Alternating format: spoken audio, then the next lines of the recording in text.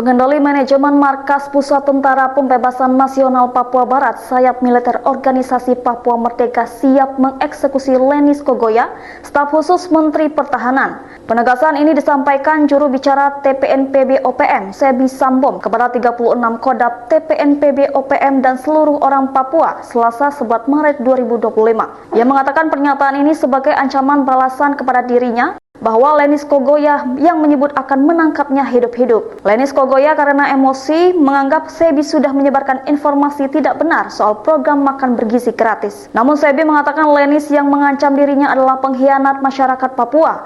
Maka itu dia menegaskan Lenis Kogoya telah ditetapkan sebagai DPO TPNPB OPM karena telah mengkhianati bangsanya Papua Barat demi kepentingan sesuap nasi dan demi memuluskan kepentingan agenda Jakarta atas bangsa Papua Barat. Sebi juga menyampaikan bahwa orang Papua memang banyak yang bersekolah hingga bergelar, tetapi tidak semua orang Papua yang bersekolah tinggi terlibat dalam pembebasan bangsa Papua. Maka itu tidak ada manfaatnya dari semua yang sekolah tinggi itu hanya 5% yang berjuang untuk Papua merdeka. Karena orang-orang yang sekolah ini hampir semuanya bekerja untuk Indonesia dan mereka hanya bekerja untuk mencari sesuap nasi, posisi, dan mengamankan diri mereka. Lalu sebagian orang Papua juga jadi pengkhianat bangsa, jadi agen kolonial, BIN, dan BAIS. Sebi menegaskan kembali jika Lenis Kogoya adalah salah satu pengkhianat bangsa Papua Barat, maka tidak ada kata ampun bagi pengkhianat bangsa Papua Barat ini, jelasnya.